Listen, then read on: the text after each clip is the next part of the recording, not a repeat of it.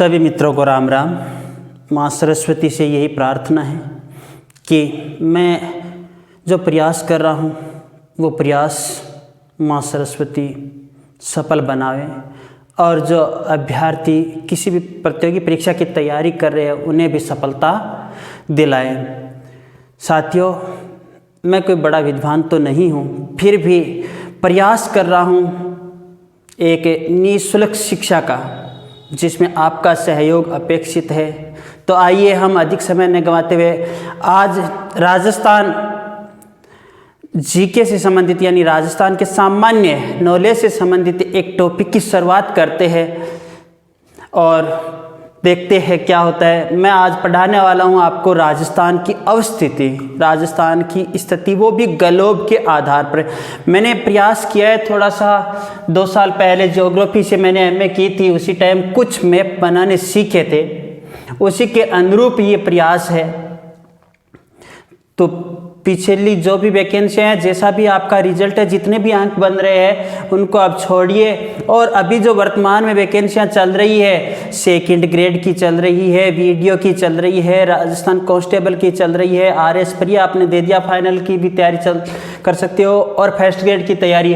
तो ये जो टॉपिक है, ये जो बिंदु है, वो सभी परीक्षाओं के लिए अहम है और ये कह सकते हैं कि चाहे कौन से भी स्तर की परीक्षा हो, इस बिंदु से एक प्रश्न तो आता ही है। तो देखते हैं, एक प्रश्न तैयार करने की कोशिश करते हैं।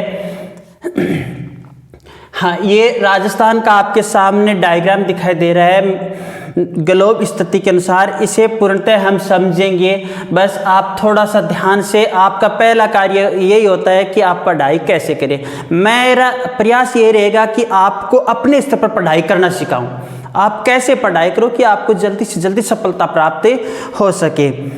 तो साथियों, आप जब भी तैयारी करते हो तो आपके हाथों में रजिस्टर और पेन होना आवश्यक होता है। और जैसे ही आप ज्योग्राफी की विशेष तैयारी करते हो तो आपको मैप बनाना आना चाहिए। मैप बना करके आप मानचित्र तैयार करके, मानचित्र बनाने के बाद मानचित्र पर याद कीजिए।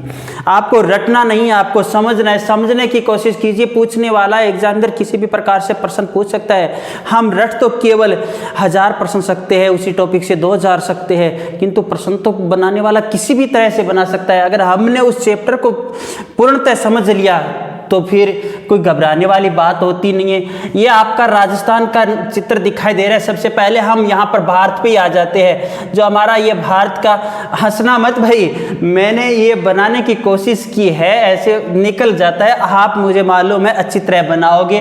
तो हमारा भारत में के अंदर राजस्थान यहाँ है। अब हम दिशा की बात करते हैं तो देखिए, उत्तर, दक्षिण, पूर्व और पश्चिम।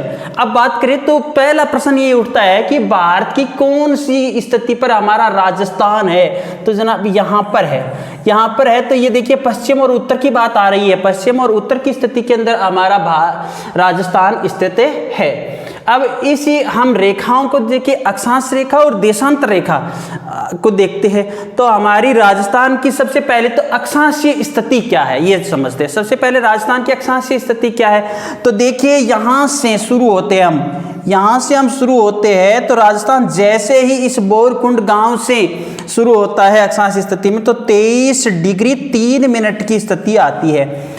23 डिग्री 3 मिनट उत्तरी अक्षांश से हमारा ये आ जाता है 30 डिग्री 12 अक्षांश। 30 डिग्री 12 अक्षांश बिल्कुल सरलता से हम याद कर सकते हैं कि हमारा ये 23 डिग्री 3 मिनट से शुरू होकर के और 30 डिग्री 12 मिनट उत्तरी अक्षांश है। तो अब पूछ लिया जाता है कि भाई इस अक्षांश के अंदर स्थित तो है, कुल स्थिति कितनी है। तो ये प्रश्न जैसे पूछ लिया जाए तो आप यहां से माइनस करके देख सकते हो। ये दोनों आंकड़े आपकी याद है तो ये आंकड़े याद करने की आवश्यकता नहीं होती, माइनस ही करना होता है। शेष स्थिति क्या बचती है कि भाई 7 डिग्री 9 मिनट इतनी उत्तरी अक्षांश के अंदर हमारा राजस्थान है। 7 डिग्री 9 मिनट पर। अब बात आ जाती है देशांतरीय स्थिति क्या है राजस्थान की। राजस्थान की देशांतरीय स्थिति के बारे में हम जैसे ही देखते हैं तो देशांतरीय स्थिति देखिए, राजस्थान कहाँ से शुरू हो रहा है और कहाँ पर आप इससे इस तरफ चलोगे और नीचे की स्थिति देशांतरीय दर्शाई गई है। तो देशांतरीय स्थिति आप अच्छी तरह याद करते हो, देख सकते हो। 78 17 और हमारी 69 30, यानी 69 डिग्री 30 मिनट से 78 डिग्री 17 मिनट। अब इनके दोनों के बीच अंतर कितना होता है? हमारा अंतर होता है 8 डिग्री 47 मिनट। 8 डिग्री 47 मिनट, ये अंतर मैं यहाँ से बता रहा हूँ, इन दोनों का अंतर बताया जा रहा है। यहाँ पर हमारी स्थिति है ये तो होगी। यहाँ पर हमारी अब बात आती है कि भाई राजस्थान का जो मानक समय है, वो मानक समय तो ये हमें आगे चलना ही पड़ रहा है। 82 देशांतर के आधार पर हमारा ये मानक समय तय किया जाता है। अब एक प्रश्न ये उठता है कि भाई राजस्थान की उत्तर से दक्षिण की दूरी कितनी है? राजस्थान की बसावट में उत्तर से दक्षिण की दूरी बात हो रही है। उत्तर से दक्षिण चलना है आपको, उत्तर से दक्षिण ले जाते हैं तो मैंने दो जगह दर्शाई है ये दूरी 826। आप ये मत सोच लेना कि इतनी दूरी की 826 है, इतनी दूरी की 826 नहीं। जो आपका गंगानगर तहसील के जिस कोणा गांव से हमारी ये शुरू होती है, गंगानगर के कोणा गांव से लेकर के हमें बोरकुंड गांव तक आना है। बांसवाड़ा जिले का जो बोरकुंड गांव है वहां तक की स्थिति देखते हैं तो ये हो जाती है हमारी उत्तर से दक्षिण की 826 दूरी, 826 किलोमीटर दूरी। अगर आप कोणा गांव में बैठे हो, आपके पास कोई वाहन है तो आप वहां से कोणा गांव से आपको बोरकुंड गांव जाना है तो कुल कितनी दूरी तय करनी पड़ेगी भाई? 826 किलोमीटर की दूरी तय करनी पड़ेगी। और वैसे हमारा रेगिस्तान सम पूरे संपूर्ण विश्व के अंदर प्रसिद्ध है। और आप भी रेगिस्तान के सम जैसलमेर चले जाते हो और जैसलमेर के आप कटरा गांव में हो, जैसलमेर के आपके कटरा गांव में हो, यानी कटरा गांव से इधर की स्थिति हमारी शुरू होती है जैसलमेर सम तहसील का।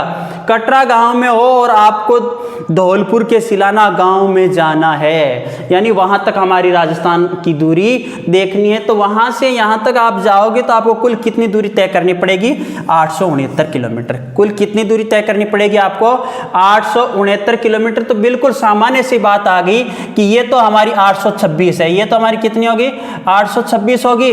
और जबकि ये स्थिति हम चलते हैं तो ये हमारी कितनी हो जाती है? 869 हो जाती है। यहाँ पर कई बार क्या है, अभ्यर्थी घूम जाते हैं तो इसको अपने स्तर पर तैयार कीजिए। आप एक नक्शा बनाइए।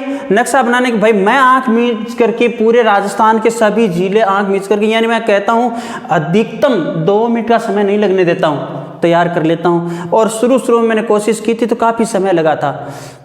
तो कोशिश कीजिए, नक्शा बनाइए, एक एक जिले की कौन सी स्थिति कैसी है, कौन से अक्षांश है। पहले आपको अक्षांश और देशांतर जिलों का भी ध्यान में होना चाहिए। इसी मैप के आधार पर तैयार कर लोगे। अब आपका सवाल एक उठता है कि सर आप कहाँ से पढ़ा रहे हो, कौन सी किताबों से पढ़ा रहे हो?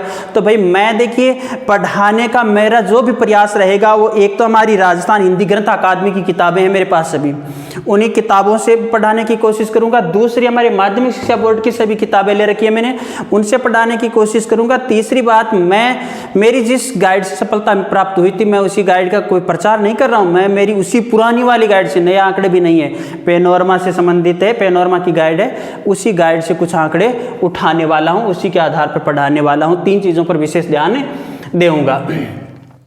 तो बात यहां शुरू हो जाती है। तो कोणा गांव गंगानगर और बोरकुंड गांव हमारा बांसवाड़ा, इधर कटरा गांव जैसलमेर, इधर सिलाना गांव हमारा धौलपुर। ये दूरी तय होगी भी 826 उत्तर से दक्षिण, जबकि अगर पूर्व से पश्चिम कह दो या पश्चिम से पूर्व कह दो, दूरी कितनी हो जाती है? 869 किलोमीटर हो जाती है। प्रथम प्रयास है, किसी भी प्रकार की छोटी मोटी अगर गलती रह जाती है तो आप कमेंट के माध्यम से बता देना, गलतियां सुधार करने की कोशिश करेंगे।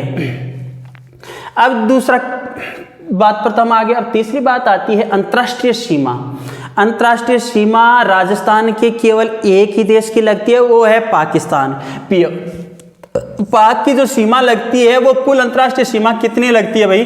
1070 किलोमीटर, 1070 किलोमीटर लगती है, पहली बात। दूसरी बात, एक यहां से प्रश्न पूछा जाता है कि कुल कितने जिलों की सीमा लगती है, तो ये प्रश्न उसका उत्तर हो जाता है कुल 4 जिलों की सीमाएं लगती है। तीसरी बात आती है कि सबसे अधिक सीमा किसकी लगती है और सबसे कम सीमा किसकी लगती है। तो भाई सबसे अधिक की बात आती है जैसलमेर आ जाता है कि जैसलमेर की सबसे अधिक 464 किलोमीटर सीमा लगती है पाकिस्तान के, और जबकि सबसे कम है वो बीकानेर की लगती है 168 किलोमीटर सीमा। ये मैं दर्शा नहीं पाया सभी जिलों को कि मेरे पास बिल्कुल छोटा सा ही बोर्ड है, और बता दूंगा एक एक जगह ध्यान में है। ये प्रश्न उठता है सबसे ज्यादा और सबसे कम 1017 वाला। अब एक प्रश्न बहुत ही विशेष उठता है कि अंतर्राष्ट्रीय सीमा से लगने वाले जिलों को आप सही अवरोही क्रम कौन सा है, सही आरोही क्रम कौन सा है। अवरोही और आरोही क्रम के लिए हमें चारों जिलों की सीमा आनी चाहिए। चारों जिलों की सीमा हमारे ध्यान में, जैसे आरोही अवरोही क्रम में आपको सेट करने का प्रश्न पूछ लिया जाए तो आपको बाड़मेर हमारा जो 228 किलोमीटर लग रहा है 464 168, और गंगानगर हमारा 210 किलोमीटर लग रहा है। अब पूछने वाला चाहे अवरोही क्रम पूछो और चाहे आरोही क्रम में पूछो, चाहे बढ़ता क्रम हो या फिर चढ़ता क्रम हो, आप बता दोगे कि 228 464 168 और 210 के अनुसार आप आरोही अवरोही क्रम निकाल लोगे आरामदारी से। ये वह अंतर्राष्ट्रीय सीमा वाली बात। अब प्रश्न उठता है कि भाई अंतर्राष्ट्रीय सीमा के सबसे नजदीक की बात आ जाती है, सबसे दूर की बात आ जाती है। नजदीक तो यही मैटर रहने वाला, यहां से कोई स्थान उठाएगा, कोई सा भी एक स्थान उठा लेगा नजदीक, और जैसे जैसे जाएंगे तो ये दूरी बढ़ती जाएगी। तो इस नक्शे को ध्यान रखोगे आप। अब बात आती है कि राजस्थान की जो हमारी पूर्ण स्थलीय सीमा, इसके बारे में मैं अगले वीडियो के अंदर चर्चा करूंगा, प्रत्येक एक एक जिलों को लेकर के आऊंगा। ये एक सार स्वरूप वीडियो है। अब आती है हमारे राज्य, राजस्थान की सीमा कितने राज्यों को छूती है, तो यहीं से शुरू कर देते हैं भाई। पी का मतलब है पंजाब, एच का मतलब हरियाणा, यू का मतलब उत्तर प्रदेश, एम का मतलब मध्य प्रदेश और जी का मतलब गुजरात। मुझे तो ऐसा लग रहा है कि इन पांचों की ही सीमा लग रही है। इन 5 राज्यों की सीमा हमारे राजस्थान को छूती है। अब बात आती है कि कुल सीमा कितनी छूती है, तो आप ये सब की सब मैंने आंकड़े दिए, ये आप प्लस करोगे अपना। मैंने कहा मैं पढ़ना सिखाऊंगा, आप अपने आधार पर निकालोगे, नोट्स बनाओगे। मैं जो भी प्रयास करूंगा सब के सब नोट्स भी तैयार करूंगा, और वो नोट्स से आपको निःशुल्क आप तक उपलब्ध करवाने की कोशिश करूंगा। तो नोट्स प्राप्त करने के लिए आप मेरे टेलीग्राम चैनल को ज्वाइन कर सकते हो। मेरे फेसबुक पेज, टेलीग्राम चैनल और जो भी सोशल नेटवर्क से संबंधित है, सो इसी आपके चैनल का जो अबाउट सेक्शन है, चैनल पे जाओगे, अबाउट सेक्शन पे जाओगे। अबाउट सेक्शन को जैसे ही आप ओपन करोगे तो नीचे सब के सब लिंक आपको दिखाई दे देंगे। नहीं फिर आप कहीं पर भी संस्कृत क्लासेस बाय हरलाल सिंह गोदारा या फिर हरलाल सिंह गोदारा सर्च करके जुड़ सकते हो। अब पंजाब देखिए, पंजाब और राजस्थान की सीमा कितनी है, सिर्फ 89, यानी 90 में एक कम है भाई, 90 के अंदर एक कम है। मैंने यहां पर लिख दिया 2 इंटू 2, ऐसा मत कर लेना कि आप 4, हाँ 4 तो हो जाते हैं। देखिए यहां पर मेरा कहने का तात्पर्य यह है कि 2 तो पंजाब के जिलों की संख्या भी 2 ही है, और 2 ही संख्या हमारे राजस्थान की है, यानी राजस्थान के 2 जिले और पंजाब के 2 जिले। हरियाणा, अब देखिए हरियाणा की कुल सीमा कितनी बना रहा है। हरियाणा राजस्थान की सीमा की बात आती है तो 1405 किलोमीटर, 1405 किलोमीटर है। राजस्थान के 7 जिले हरियाणा की सीमा को छूते हैं, तो हरियाणा के भी 7 जिले ही राजस्थान की सीमा को छूते हैं। 7 × 7 का तात्पर्य ये है। अब बात आ जाती है यू उत्तर प्रदेश। तो देखिए उत्तर प्रदेश की कुल सीमा की बात करते हैं तो 372 किलोमीटर रहती है, और 2 × 2 मतलब 2 उत्तर प्रदेश के और 2 हमारे राजस्थान के है। अब बात आ जाए मध्य प्रदेश। तो मध्य प्रदेश की सीमा है वो 1600 किलोमीटर राजस्थान से लगती है। मध्य प्रदेश के भी 10 जिले और राजस्थान के भी 10 जिले है। बात यहाँ पर आ जाती है गुजरात की। तो गुजरात के भाई 1384 किलोमीटर सीमा लगती है, और 6 जिले राजस्थान के, 6 जिले गुजरात के। अब वही प्रश्न यहाँ पर भी पूछा जा सकता है जैसे अंतर्राष्ट्रीय सीमा वाला। आप अवरोही क्रम में लिखिए, आप आरोही क्रम में लिखिए, आप समझ जाओगे कि इस प्रकार का प्रश्न भी आता है, उच्च स्तर के एग्जामों में आता ही आता है।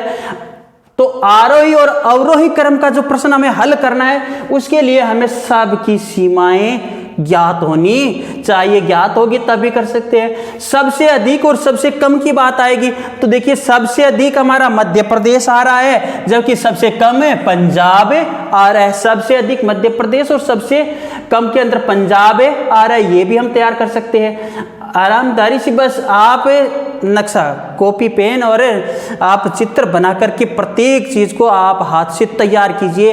और आप जिस टॉपिक में घुस गए हो, मैंने कहा आपको सेकंड ग्रेड फर्स्ट ग्रेड सफलता प्राप्त करनी है या कौन सी प्रतियोगिता में परीक्षा में सफलता प्राप्त करनी है, तो आपको स्वयं के स्तर पर तैयारी करनी होगी। स्वयं के स्तर पर तैयारी करोगे तभी आप अच्छी सफलता प्राप्त करोगे, अच्छे स्तर पर जाओगे। क्योंकि मुझे कोचिंग क्लास में पढ़ाने का अनुभव नहीं है, मेरा ये प्रयास है, मैंने कोचिंग कभी नहीं की। आगे देखिए प्रश्न, ये प्रश्न हमारा सामान्य से तैयार हो गया।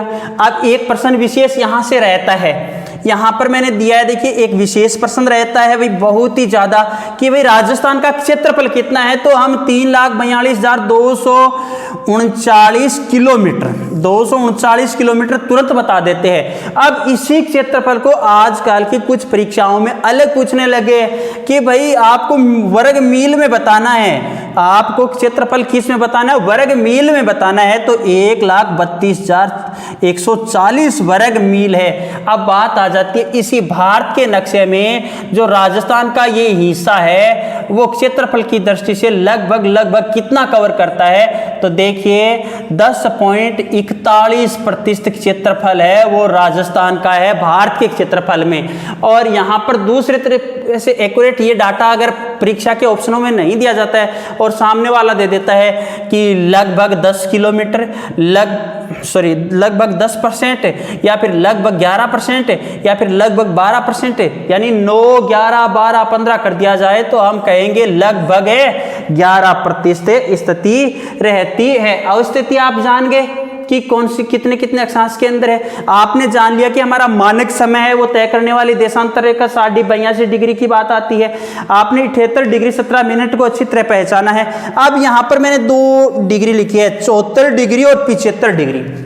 यहाँ पर भी 74 और 75 लिखी गई है, यहाँ पर थोड़ा सा अंतर है। देखिए यहाँ 74 डिग्री के जस्ट पास है हमारा कोणागांव, और यहाँ पर देखिए बीच की सी स्थिति आ रही है, ये थोड़ा सा तिरछी आकृति है, थोड़ी सी हमारी आकृति है वो क्या है, तिरछी आकृति है, इसी के कारण ये चीज हो रही है। अब दूरी कोणा और बोरकुंड गांव की दूरी आपने तय कर ही ली है, देख ही ली है। आगे के विशेष प्रश्नों पर ध्यान देते हैं कि कौन कौन से और विशेष प्रश्न उठते हैं। एक प्रश्न उठता है राजस्थान की आकृति कैसी है, तो राजस्थान की आकृति भाई विषम चतुष्कोणीय है, हम नहीं तो उसको सम चतुष्कोण कह सकते, विषम चतुष्कोण। दूसरी आ जाती है कि पतंग के समान है, दूसरी आकृति अगर कहेंगे तो, या फिर पतंग के पतंगाकार है, यानी एक टेढ़ी मेढ़ी आकृति है। अगला क्वेश्चन हमारा जो उठता है वो यही राजस्थान की अवस्थिति से कौन सा प्रश्न उठता है। देखिए मैं तुलनात्मक वीडियो भी बनाऊंगा इसी से, जैसे ये आपका बना दिया है मैंने राजस्थान का ऐसा तुलना करने वाला भारत का वीडियो भी मैं बनाऊंगा। इसलिए इस चैनल से संबंधित कोई भी अच्छा वीडियो आप प्राप्त करने के लिए चैनल को सब्सक्राइब जरूर कर लेना, साथ में जैसे वीडियो अपलोड हो उसकी तुरंत आप तक सूचना पहुंच जाए, इसके लिए आप बेल आइकन को प्रेस करना ना भूलें। और हो सके तो हमारे इस प्रयास को प्रोत्साहन देने के लिए आप वीडियो को लाइक और शेयर भी कर देना, क्योंकि ये जो प्रयास जो चल रहा है ये पूरा संपूर्ण प्रयास निःशुल्क रहने वाला है। यूट्यूब के माध्यम से, टेलीग्राम चैनल के माध्यम से, और हमारे जो क्षेत्र के आसपास के अभ्यर्थी हैं उनके लिए केवल संडे की बात होगी, उस दिन निःशुल्क ऑफलाइन टेस्ट और निःशुल्क ऑफलाइन कक्षाएं लगाने का भी प्रयास मैं करूँगा। अब बात आती कि भाई राजस्थान है वो श्रीलंका से क्या स्थिति है राजस्थान की, तो राजस्थान क्या श्रीलंका से छोटा है या श्रीलंका से बड़ा है, पहला प्रश्न तो राजस्थान श्रीलंका से भाई बड़ा है। राजस्थान श्रीलंका से क्या है, बड़ा है तो भी कितने गुना बड़ा है, राजस्थान जनाब श्रीलंका से 5 गुना बड़ा है। राजस्थान श्रीलंका से कितने गुना बड़ा है, 5 गुना, मतलब है 5 तो श्रीलंका वाले पार्ट और एक राजस्थान का पार्ट बराबर हो जाता है। तो ये कहेंगे हम 5 श्रीलंका के इन टुकड़ों को मिलाते हैं तो हमारा बन रहा है राजस्थान, 5 गुना राजस्थान है। अब बात आती है कि चेकोस्लोवाकिया से राजस्थान कितना बड़ा है? राजस्थान चेकोस्लोवाकिया से 3 गुना बड़ा है। राजस्थान चेकोस्लोवाकिया से 3 गुना बड़ा है। और इजराइल, ये प्रश्न बार बार पूछा जाता है, बहुत बार प्रश्न पूछा गया है कि राजस्थान की स्थिति इजराइल से कैसी है? इजराइल से राजस्थान बड़ा है, और वो भी कितना बड़ा है? 17 गुना बड़ा है राजस्थान। क्षेत्रफल की दृष्टि से इजराइल से 17 गुना राजस्थान बड़ा है।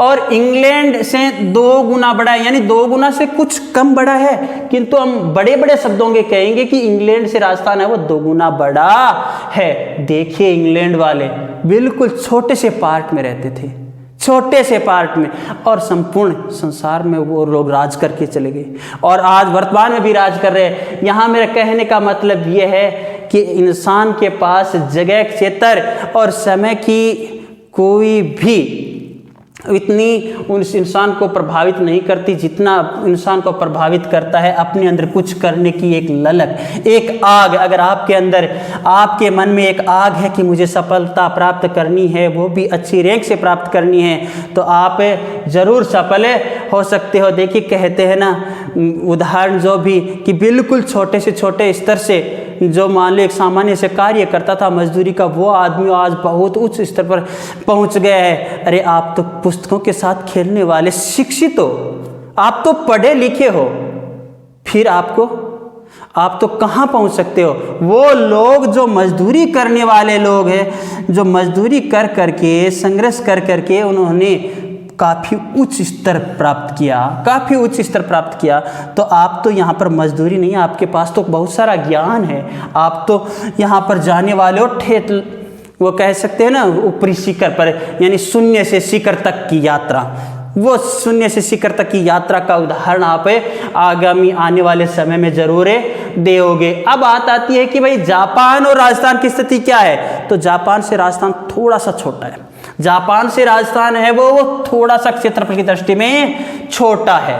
अब एक क्वेश्चन बड़ा ही अटपटा आता है कर्क रेखा का और भूमध्य रेखा का। तो राजस्थान से भूमध्य रेखा तो गुजरती नहीं है, कर्क रेखा राजस्थान से गुजरती है। और राजस्थान के कितने जिलों से गुजरती है भाई? ये रही आपकी कर्क रेखा। जो कर्क रेखा है वो राजस्थान के कितने जिलों से? 23.5 डिग्री वाली, 23.5 डिग्री वाली जो कर्क रेखा है वो राजस्थान से जो गुजरती है वो 2 जिलों से गुजरती है। एक जिला तो आपका आ गया, कौन सा जिला आ गया भाई? डूंगरपुर। ये डूंगरपुर तो बिल्कुल थोड़ा सा पार्ट आ रहा है, और एक ही आपका बांसवाड़ा आ गया। तो डूंगरपुर तो थोड़ा सा, और बांसवाड़ा है उसके लगभग बीच से ही निकलती है। तो इन 2 जिलों से आपकी कर्क रेखा निकलती है। दूसरा प्रश्न ये उठता है कि राजस्थान में कर्क रेखा की कुल लंबाई तो 26 किलोमीटर। राजस्थान में कर्क रेखा की कुल लंबाई की बात आती है तो कुल कितने किलोमीटर आती है? 26 किलोमीटर आती है। अब प्रश्न यहीं पर उठता है कि भाई राजस्थान के अंदर कर्क रेखा के सबसे पास शहर कौन सा है? कर्क रेखा के सबसे पास शहर की बात आ जाती है तो ये विराजमान है। कर्क रेखा के जो पास शहर की बात आती है तो बांसवाड़ा सबसे नजदीक शहर है। कर्क रेखा के सबसे नजदीक शहर की बात आती है, आपका जवाब क्या रहेगा? बांसवाड़ा है जी जनाब।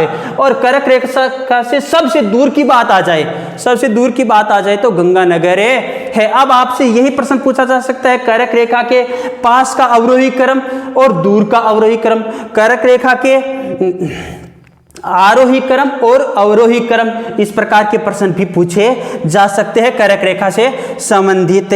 तो आपको ये बस स्थिति ध्यान में, तो आरामदारी से अगर ये संपूर्ण नक्शे, यानी ये दिखने में बिल्कुल छोटा सा है, दिखने में बहुत ही छोटा सा है, यहाँ से मैं खड़े कर सकता हूँ हजारों क्वेश्चन। तो आप सोच सकते हो जो परीक्षा का पेपर बनाने वाले जो विद्वान होते हैं उनकी बुद्धिमत्ता का स्तर भी बहुत ही उच्च होता है, वो तो कैसे ही प्रश्न निकाल सकते हैं। तो इसलिए पूरे टॉपिक को आपको तैयार करना है। मैं अधिक अध्ययन पे विश्वास करता हूँ, मैं तुक्का बंदी पे विश्वास नहीं करता। मैं जो शॉर्ट ट्रिक्स होते हैं, कहना ट्रिक्स, उन ट्रिक्सों पर भी कम विश्वास करता हूँ। ट्रिक्सों से तैयार करते हैं हम कुछ ही, थोड़ा सा मैटर तैयार करते हैं, उस मैटर से हम किसी भी कंपटीशन के अंदर 60% तो प्राप्त कर सकते हैं, किसी भी कंपटीशन से उसके अंदर हम 90% नहीं प्राप्त कर सकते। 90% प्राप्त करना है, 80% प्राप्त करने हैं, तो हमें विस्तृत अध्ययन करना ही पड़ेगा। तो आज आपके लिए यही कह दिया। आप पे मैं इस वीडियो के माध्यम से बता रहा हूँ, सेकंड ग्रेड की, फर्स्ट ग्रेड की जो भी तैयारी कर रहे हो और आपको जो अच्छी किताब लगे, जो भी अच्छी किताब, उस किताब से इस टॉपिक को आप तैयार करोगे। क्योंकि जैसे ही अगला संडे आएगा तो उस संडे के दिन मैं आपके लिए इसी टॉपिक से संबंधित 2 या 4 क्वेश्चन कम्युनिटी सेक्शन में छोड़ दूंगा। हालांकि एक ही क्वेश्चन एक दिन में छोड़ा जा सकता है, किंतु मैं 2-3 छोड़ने की कोशिश करूंगा। तो ये कर्क रेखा से संबंधित हमारे प्रश्न हल हो गए। अब अगले प्रश्नों की तरफ हम चलते हैं कि भाई सूर्य उदय और अस्त होने की बात आती है। सूर्य उदय और अस्त होने की बात आती है और प्रश्न पूछ लिया जाता है कि साहब आप है वो यहाँ पर बैठे हो, विराजमान हो, आप यहाँ पर, आप सोच लीजिए आप यहाँ पर कौन सी जिले के अंदर हो। मैं तो कहूँगा कि आप लगभग हृदय के पास ही बैठे हो। आप यहाँ पर बैठे हो और आपका मित्र है वो यहाँ पर बैठा है, और प्रश्न पूछ लिया जाए कि कल का जो सूर्य उदय होगा उस उदय का दर्शन पहले कौन करेगा। पहले कौन करेगा मतलब ये ए आप हो और बी आपका मित्र है। ए आप और बी आपका मित्र है। सूर्य जो कल का सूर्य उदय होगा उसका पहला दर्शन कौन करेगा।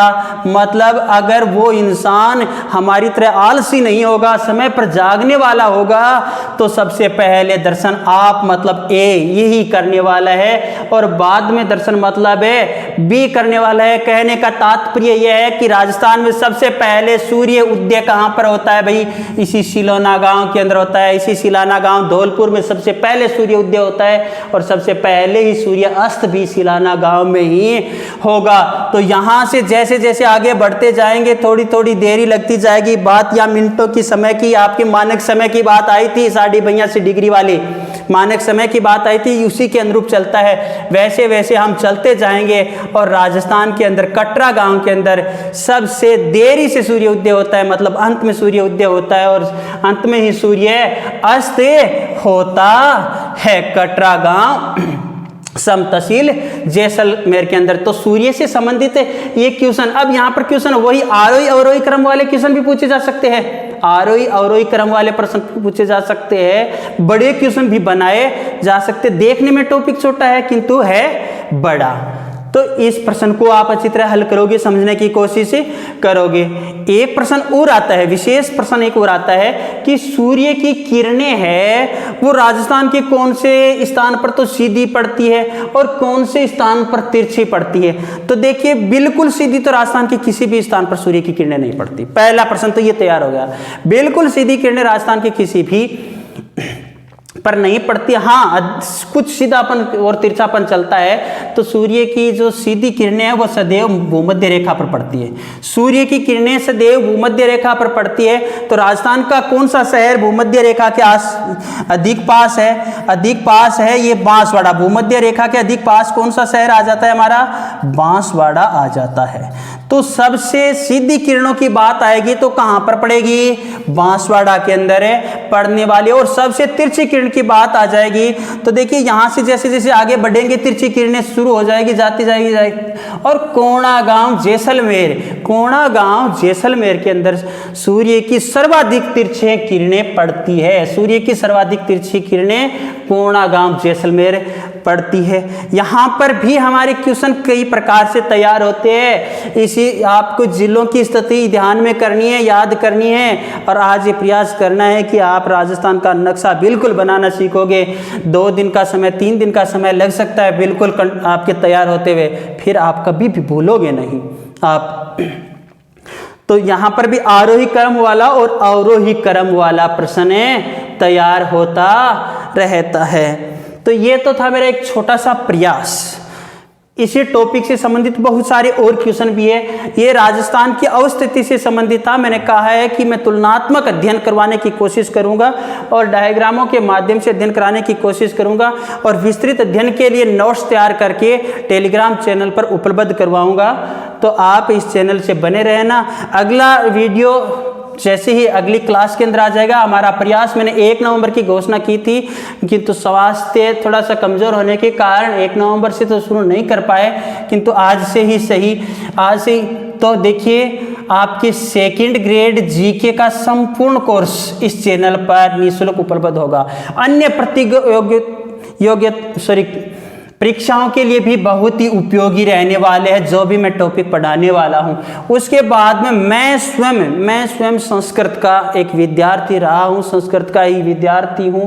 ये तो मैंने किस प्रकार तैयारी की थी उसका उदाहरण आपके सामने दे रहा हूं। मैं कोई विद्वान नहीं हूं, आप चैलेंज भी मत करना। हाँ, मैं ये कहता हूं मैं अच्छी किताबों से पढ़ाने की कोशिश करूँगा। दूसरे में सेकेंड ग्रेड संस्कृत और फर्स्ट ग्रेड संस्कृत के लिए सब्जेक्ट की तैयारी यूट्यूब चैनल के माध्यम से ही करवाऊंगा। और तीसरी हमारी रहने वाली है हिंदी की तैयारी भी मैं इसी चैनल के माध्यम से कराऊंगा, क्योंकि 2011 के अंदर संस्कृत की कोई पोस्टें नहीं थी, मैंने हिंदी से तैयारी की थी और उस समय मैं पिछड़ गया था। कितने अंकों से भाई, कितने परसेंटेज से पिछड़ा था भाई? मैं केवल पिछड़ा था उस टाइम 0.50 से, मैं उस टाइम हिंदी में पिछड़ गया था और आज भी मैं हिंदी पढ़ाता हूँ, तो ये तैयारी करवाऊँगा। फिर हम मिलते हैं अगली क्लास के अंदर ही। अगला वीडियो आपका संस्कृत से संबंधित रहेगा, ये एक डेमो वीडियो चल रही है, और उससे अगला वीडियो आपका हिंदी से संबंधित रहेगा। मैं जैसे जैसे प्रयास करता जाऊँगा, निरंतरता बनाने की भी कोशिश करूँगा। ओके, मुझे इतनी देर सुनने के लिए आप सबको बहुत ही बहुत धन्यवाद। राम राम, फिर मिलते हैं अगली क्लास में।